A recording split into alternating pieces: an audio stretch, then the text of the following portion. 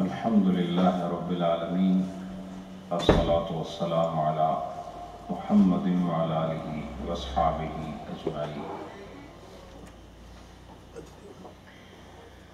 حاضرین محترم، ہفتہ وار مجلس ذکر درس فقہ، اس میں آپ احباب کی آمد اس بات کا اعلان ہے کہ آپ کو جس طرح اللہ اور اس کے رسول سے محبت ہے، اللہ اور اس کے رسول کی شریعت سے آپ کو اسی طرح محبت ہے۔ سبحان اللہ۔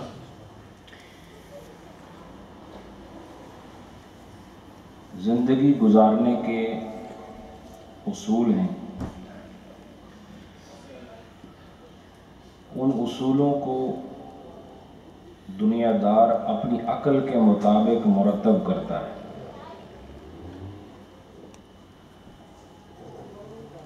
اور یہ عقل والوں کے اجتماع سے قانون، ایک ضابطہ، ایک آئین مرتب ہوتا ہے۔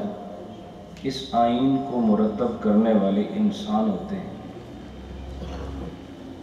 اور انسان ہی انسانوں کے لیے زندگی کا قانون بنا رہے ہیں، جبکہ بنانے والے بھی انسان ہیں، اور جن کے لیے قانون بن رہا ہے وہ بھی انسان ہے۔ تو ایک ناقص دوسرے ناقص کے لیے زندگی کا قانون بنا رہا ہے۔ اس کو لے جاؤ۔ ایک ناقص دوسرے ناقص کے لیے اچھی زندگی بنانے کا اور اچھی زندگی گزارنے کا اصول مرتب کر رہا ہے۔ اور پھر جو انسان ان انسانوں کے بنائے ہوئے قانون کے مطابق عمل نہ کرے، یہ ان کو طاقت کے ذریعے پھر سزا بھی دیتے ہیں۔ ایسا ہے کہ بولو نا جی؟ علامہ صاحب آ گیا، بیٹھا ایسا بیٹھے بیٹھے بیٹھنا کوئی اتنا مشکل کام نہیں ہوتا، وہ ویسے سارے گھبرا جاتے ہیں۔ درود پڑھیں، اللہم صلی علی محمد واصحاب محمد وبارک وسلم۔ قاری صاحب آگے آتے ہیں۔ تو انسانوں کا بنایا ہوا قانون، جب اب یہ غور سے سننا، یہ جو میں بات کر رہا ہوں خاص بات ہے۔ انسانوں کا بنایا ہوا قانون انسانوں پر لاگو ہوتا ہے۔ انسان نہ مانے تو وہی انسانوں نے پھر ایک فورس بنائی ہوئی جو کہتے ہیں ہمارا بنایا ہوا قانون نہیں مانا، لہذا تو اندر چلے جاؤ۔ تشدد بھی ہوتا ہے، جور و جفا بھی ہوتی ہے، جبر بھی ہوتا ہے۔ تو وجہ کیا ہے کہ ایک انسان دوسرے انسان کا قانون مانے کیوں؟ اس لیے کہ اس انسان نے ان قانون بنانے والوں کو قبول کر لیا ہوتا ہے کہ ہم تمہیں قبول کرتے ہیں، تم جو ہمارے لیے قانون بناؤ گے ہم اس کو مانیں گے۔ ان کو تم پارلیمنٹ تک پہنچاتے ہو خود، پھر وہ قانون بناتے ہیں۔ چونکہ آپ کا تسلیم کرنا، آپ کا ان کو تسلیم کرنا ہی اس بات کا سبب ہے کہ ان کی بات اگر نہیں مانو گے تو آپ کو تکلیف اٹھانی ہوگی۔ تو جب آپ انسان کو مانتے ہو، اس کا قانون بھی مانتے ہو، جبکہ انسان کو نہ ماننے سے آدمی کافر نہیں ہوتا۔ اللہ کو بھی مانتے ہو کہ نہیں؟ اللہ کو مانتے ہو؟ رب کو اگر مانتے ہو تو رب نے بھی ایک قانون بنایا ہے، اور تم نے اس کو مان بھی لیا کہ وہ ہمارا رب ہے، وہ ہمارا مالک ہے۔ جب وہ آپ کا مالک ہے، وہ آپ کا رب ہے، آپ نے جب اسے اپنا مان لیا تو اس نے جو قانون دیا، جس طرح وہ خود ہر عیب سے پاک ہے، اس کا بنایا ہوا قانون بھی عیب سے پاک ہے۔ انسان کے بنائے ہوئے آئین میں نقص ہو سکتا ہے، رب کے بنائے ہوئے آئین اور دستور میں نقص نہیں ہو سکتا۔ انسان کو اتنا نہیں جانتا جتنا کہ بنانے والا رب انسان کو جانتا ہے۔ وہ اس کی دنیا اور آخرت کی ضرورتوں کو دیکھ کر ایک قانون دیتا ہے جسے ادب کی زبان میں، اسلام کی زبان میں شریعت کہتے ہیں۔ جو اس پر عمل کرے وہ تر جاتا ہے، جو عمل نہ کرے وہ ڈوب جاتا ہے۔ ہماری ضرورت دنیا کی ہو یا آخرت کی، اسلامی شریعت کے اندر ان ضرورتوں کو پورا کرنے کا مکمل اہتمام موجود ہے۔ آج جو میں عرض کر رہا ہوں، عبادات میں مسائل فقہ نماز کے بارے میں یہ 9واں باب ہے جو نوافل کے بیان میں ہے، جس میں نے آپ کو عشاء تک کی جو سنتیں ہیں ان کے متعلق بیان کیا پچھلے درس میں۔ اگر آپ کو یاد ہو، آپ کی یادداشت بہت زبردست ہے، مجھے اس چیز کا پتہ ہے، بہت اچھا حافظہ ہے آپ لوگوں کا۔ آج جو ہے آپ کے حافظے سے متاثر ہو کر میں اگلی جانب بڑھ رہا ہوں۔ جو اگلی عبارت ہے وہ کیا ہے؟ وَمِنَ الْمَنْدُوبَاتِ صَلَاةُ الضُّحَىٰ، جو مستحب نمازیں ہیں ان میں سے ایک نماز چاشت ہے۔ کون سی ہے؟ نماز چاشت۔ یہ نماز چاشت کون سی ہوتی ہے؟ اب عرض کرتا ہوں۔ وَأَقَلُّهَا رَكَعَتَانِ، کم سے کم رکعتیں اس کی 2 ہیں۔ یعنی چاشت کی نماز جو نفل کو پڑھے گا اس کی کم سے کم رکعتیں کتنی ہیں؟ 2 ہیں۔ وَأَكْثَرُهَا 12 رَكَعَةً، اور زیادہ سے زیادہ اس کی رکعتیں 12 ہیں۔ کتنی ہیں؟ 12۔ یعنی چاشت کی جو نوافل پڑھے گا تو کم سے کم کتنا پڑھے؟ 2، اور زیادہ سے زیادہ 12۔ وَوَقْتُهَا مِنْ ارتفاع الشمس إِلَى زوالها، اور اس کا جو وقت ہے صلاۃ چاشت کا، صلاۃ ضحیٰ کا، صبح کی نماز نفل کا، وہ کیا ہے؟ جب سورج بلند ہو جائے، سورج بلند ہو جائے اور زوال تک، یعنی جو یہ زوال کی جانب بڑھتا ہے اس سے پہلے کا وقت جو ہے یہ نماز چاشت کا ہے۔ اور اس کی کم سے کم رکعتیں کتنی ہیں؟ 2، زیادہ سے زیادہ 12۔ یہ یاد رکھو میرے دوستو، یہ وہ نوافل ہیں، ابھی نوافل آگے بھی بیان ہوں گے، لیکن یہ یاد رکھیں کہ یہ جتنے نوافل آگے بیان ہو رہے ہیں یہ فرائض نہیں، یہ سنتیں نہیں، یہ واجبات نہیں، یہ مستحبات ہیں۔ تو یاد رکھو کہ ان نوافل کا لطف وہی محسوس کر سکتا ہے جس کی فرض نمازیں پوری ہیں۔ سمجھ آئی کیا؟ جس کی فرض نماز پوری ہو جائے اور فرضوں کے بعد جو نفل کی طرف بھی بڑھ جائے تو سمجھ لو کہ خدا نے اسے اپنی محبت عطا فرما دی۔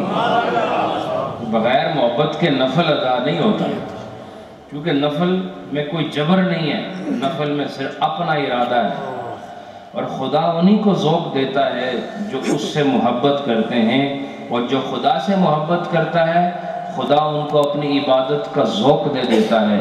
جس کو دیکھو کہ زیادہ نفل ادا کر رہا ہے سمجھو اس کا خدا سے زیادہ رشتہ قائم۔ صلاۃ الضحیٰ کون سی نماز ہے؟ چاشت کی۔ یہ کب سے شروع ہوتی ہے؟ سورج کے بلند ہونے سے کب تک؟ زوال تک، یعنی زوال سے پہلے تک، ٹھیک ہے؟ اور اس کی کم سے کم رکعتیں کتنی؟ 2، زیادہ سے زیادہ 12۔ میں نے صحیح کہا تھا، آپ کا حافظہ بہت اچھا ہے ماشاءاللہ۔ اس کے بعد وَمِنْهَا، ان نوافل میں ایک اور قسم ہے نوافل، کیا ہے؟ تحیۃ المسجد وہی رکعتان۔ ایک اور بھی نفل ہے کہ جب آپ مسجد میں داخل ہو جاؤ تو مسجد میں داخل ہونے کے شکرانے میں کہ اے اللہ مجھ جیسے ناکارہ کو تو نے اپنے گھر میں جگہ دی ہے، 2 نفل ادا کرو، اس کو تحیۃ المسجد کہا جاتا ہے۔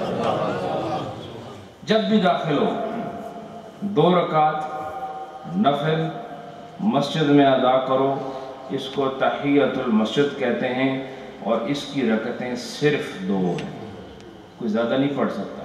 یہاں اس کی لکھا ہوا ہیا رکعتان، اس کی کتنی رکھتے ہیں؟ 2۔ یہ دوسری قسم ہوگی نفلوں کی، ٹھیک ہے۔ اب تیسری، ومنہا، یہ منہا سے مراد مندوبات، جو پیچھے اصل بیان گزرا ہے، جو مستحب عبادات ہیں ان میں سے ایک کون سی ہے؟ رکعتان عقیب الوضوء، اور 2 رکعتیں نماز پڑھنا وضو کے بعد، اس کو تحیۃ الوضو کہتے ہیں، یہاں نہیں لکھا ہے انہوں نے، لیکن دوسری کتابوں میں مذکور ہے۔ مسجد میں آؤ تو کتنی رکھتے ہیں؟ 2۔ پھر وضو کر کے آؤ تو کتنی رکھتے ہیں؟ 2۔ اندازہ تو کرو، جس کے اندر یہ مسائل آ جائیں اس سے رذائل دور ہو جاتے ہیں۔ جو وضو کے بعد بھی 2 نفل پڑھے، مسجد میں آ کر بھی 2 نفل پڑھے، سورج طلوع ہو جائے نفل شروع کر دے، یہ انسان عام انسان نہیں، خدا کا پسندیدہ انسان ہے۔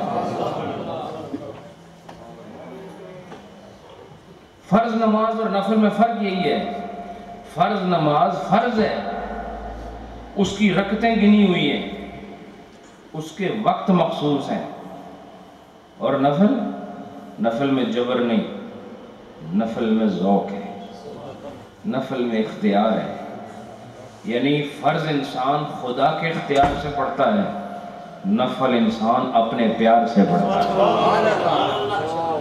وہ پیار سے پڑھنے والا، اسی لیے فرمایا کہ میرا بندہ نوافل کے ذریعے میرے قریب ہوتا ہے تو میں اس کے ہاتھ بن جاتا ہوں، اس کی زبان بن جاتا ہوں، اس کے قدم بن جاتا ہوں، کیونکہ وہ اپنی مرضی سے نفس پر جبر کرتے ہوئے، نفس پر تشدد کرتے ہوئے اللہ کی رضا کے لیے فرائض اور واجبات کے بعد نوافل کا رخ کرتا ہے۔ 2 رکعتیں وضو کے بعد، ٹھیک ہے، یہ تیسری ہوگی۔ چوتھی، ومنہا صلاۃ الاستخارہ، اور ایک نفلی نماز ہے نماز استخارہ۔ کون سی نماز ہے بھائی؟ وہی رکعتان، اور اس کی بھی 2 رکعتیں ہیں۔ کتنی رکعتیں ہیں؟ 2۔ استخارہ کا مطلب کیا ہوتا ہے؟ استخارہ کا مطلب یہ باب استفعال ہے، اور باب استفعال کی خاصیات میں طلب ہے، اس کی ایک خاصہ کیا ہے؟ طلب، یعنی جب یہ بات بولی جائے جو عربی زبان میں باب استفعال سے کلام ہو تو اس کے اندر تقاضا ہوتا ہے، اس کے اندر طلب ہوتی ہے، اس کے اندر آرزو ہوتی ہے۔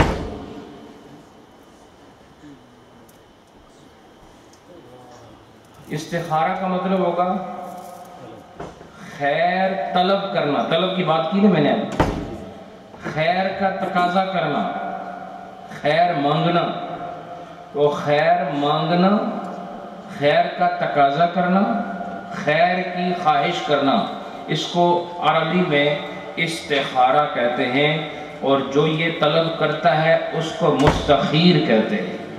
کیا کہتے ہیں؟ ہاں، سمجھ آئی کہ نہیں؟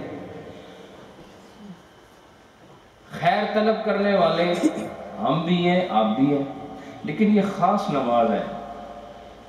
آج کل استخارے ٹی وی پر ہو رہے ہیں، ریڈیو پر ہو رہے ہیں، خطوں میں ہو رہے ہیں، ایپلیکیشن، موبائل ایپلیکیشن میں ہو رہے ہیں، واٹس ایپ پر ہو رہے ہیں، وائبر پہ ہو رہے ہیں۔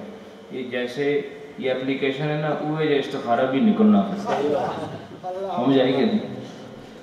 کیا بیوقوفی کا دور آ گیا ہے۔ استخارہ ایسے نہیں ہوتا کہ آپ نے کسی کو فون کیا، اس نے فوراً آپ کو بتا دیا یہ یوں کرو، یہ استخارہ نہیں۔ استخارہ وہ ہے جو میں یہاں کتاب سامنے رکھ کے آپ کو اس کی تعریف پیش کر رہا ہوں۔ استخارہ کیا ہے؟ صلاۃ الاستخارہ وہی رکعتان۔ استخارہ اصل میں ایک نماز ہے جس کی 2 رکعتیں ہیں، اور استخارہ ہمیشہ انسان خود کرتا ہے، استخارہ پیروں سے نہیں کرایا جاتا، نہ خلیفوں سے کرایا جاتا ہے، نہ مولویوں سے کرایا جاتا ہے۔ کیوں؟ کہ استخارے کا مطلب ہے خیر طلب کرنا۔ تم اپنے لیے جب خیر طلب کرو گے، تمہاری طلب میں وہ جوش اور وہ جذبہ جو اللہ نے دیا ہے اپنے لیے مانگنے کا، وہ غیر کے اندر کیسے آ سکتا ہے؟ مجھے بتاؤ نا کہ اگر آپ کو صحت کی ضرورت ہے، میں نے ایک گل نے جواب دیو، جے تسانی صحت خراب ہو جائے تو تواڈے تو زیادہ صحت حاصل کرنے دی خواہش کس دی ہو سکتی ہے؟ جس نقص آپ کو دعا کرو اس کو زیادہ ضرورت ہے یا آپ کو زیادہ ضرورت ہے؟ یہ درد کے ساتھ خیر کون مانگے گا؟ وہ جس کو خیر کی ضرورت ہے۔ تو دوسرا جب آپ کے لیے استخارہ کرے گا جائز ہے، لیکن افضل استخارہ وہ ہے جو انسان خود کرے۔ استخارہ کا مطلب اللہ سے خیر طلب کرنا۔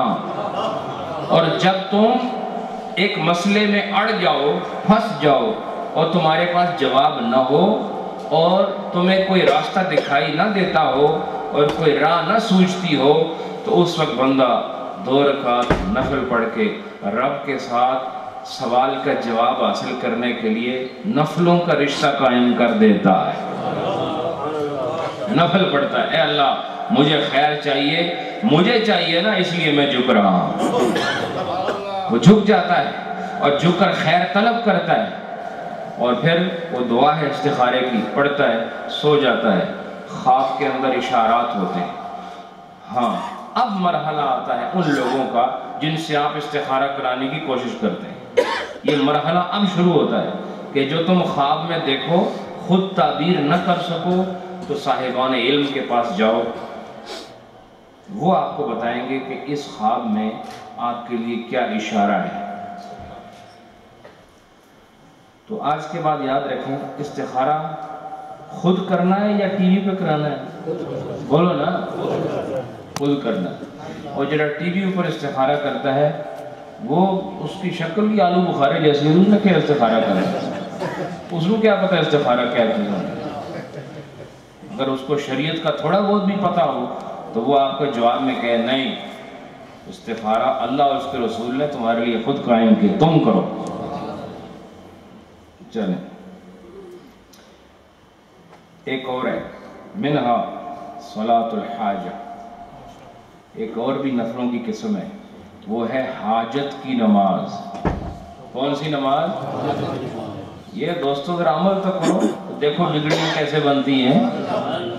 فرمایا اگر کوئی مصیبت آ جائے، کوئی پریشانی آ جائے، کوئی دکھ آ جائے، تکلیف آ جائے، تو طریقہ کیا ہے؟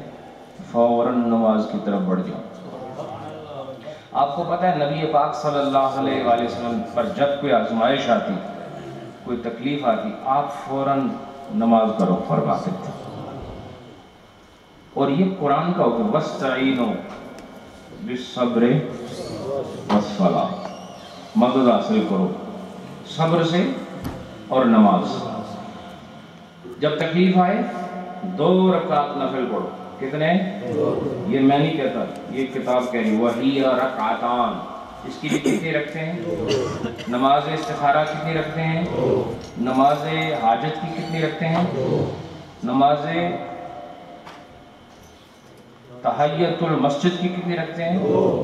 اور تحیت الوضو کی؟ ماشاءاللہ۔ چاشت کی 2 سے 12، ماشاءاللہ، بہت اچھے شاگرد ہیں آپ۔ اگر کوئی طلب ہو، دعا مانگنے کا طریقہ میں آج بتاتا ہوں۔ آپ اڑ جاؤ، پھنس جاؤ، مصیبت میں گرفتار ہو جاؤ، وضو کر کے آؤ اللہ کے گھر میں، بلکہ اپنے گھر میں، اور ادھر 2 رکعت نفل پڑھو۔ نفل کی نیت یہ کرو، اللہ میں 2 رکعت نماز حاجت کی نیت کر رہا ہوں۔ وہ پڑھ کے اللہ کے حضور ہاتھ اٹھاؤ۔ میرے نبی کی شریعت سے ثابت ہے، خدا آپ کی پریشانی دور فرما دے انشاءاللہ۔ ایک قدم آگے بڑھیں۔ ومنہا، اب بڑی خوبصورت نوافل کا ذکر آ رہا ہے۔ ومنہا صلاۃ اللیل، ان میں سے ایک قسم رات گئے کی نماز ہے، رات گئے کی نماز وہ کون سی ہے؟ تہجد۔ کون سی ہے؟ اس کو تہجد کیوں کہتے ہیں؟ کیونکہ اس میں جد و جہد ہے۔ کیا ہے؟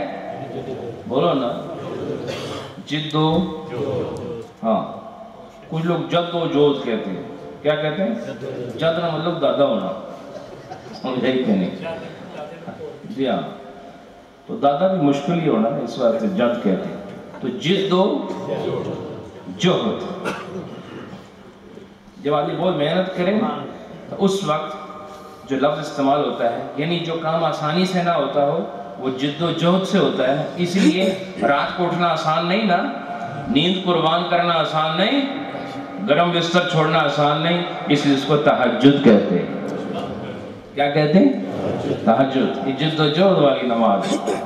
فرماتے ہیں وہ منتہا تہجد ہی علیہ السلام، کہا کہ نبی پاک کے تہجد کی نماز کی انتہائی رکعتیں، یعنی حضور نے جو تہجد کی نماز میں زیادہ سے زیادہ، منتہا کیا ہوتا ہے؟ یعنی سب سے زیادہ، منتہا کیا ہوتا ہے؟ سب سے زیادہ جو آپ نے رکعتیں پڑھی ہیں وہ کیا ہے؟ سمان و رکعاتن، وہ 8 رکعتیں۔ کتنی ہیں؟ 8۔ چاشت کی زیادہ سے زیادہ کتنی ہیں؟ 12۔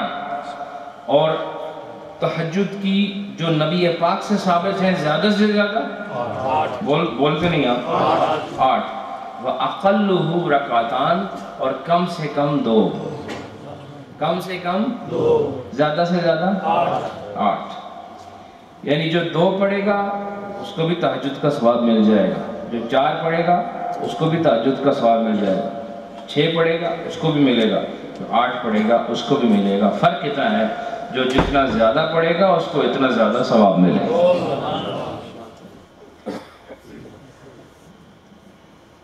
یہ حضرت عباس جو حضور کے چچا تھے، نبی پاک صلی اللہ علیہ وآلہ وسلم نے ارشاد فرمایا کہ اگر اے میرے چچا، اگر آپ یہ نفل پڑھیں گے تو آپ کے ظاہر، پوشیدہ، چھوٹے بڑے، اگلے پچھلے، دانستہ نادانستہ، جتنے بھی گناہ ہیں اس نماز کی وجہ سے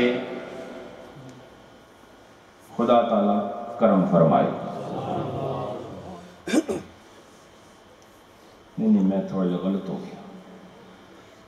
صلاۃ تہجد کی فضیلت میں کوئی شک نہیں، کوئی شک نہیں۔ یہ جو میں نے آپ کو حدیث سنائی ہے نا، اس کا ہے صلاۃ التسبیح میں اس کی فضیلت ہے۔ کس میں ہے؟ صلاۃ التسبیح میں حضور نے فرمایا کہ چاہے جس طرح کے گناہ صغائر ہوں یا کبائر ہوں، جو صلاۃ تسبیح پڑھے گا اللہ اس کے سارے گناہوں کو معاف فرما دے گا۔ اور ایک جگہ فرمایا کہ اگر اس کے گناہ کف سمندر کے برابر ہوں، کف کہتے ہیں نا ہتھیلی کو، یعنی سمندر کی سطح، جس کے گناہ اتنے زیادہ ہوں کہ سمندر پر پھیلا دیے جائیں، پھیل جائیں، اتنے گناہ ہوں، صلاۃ تسبیح پڑھنے سے خدا اس کے وہ گناہ معاف فرما دے۔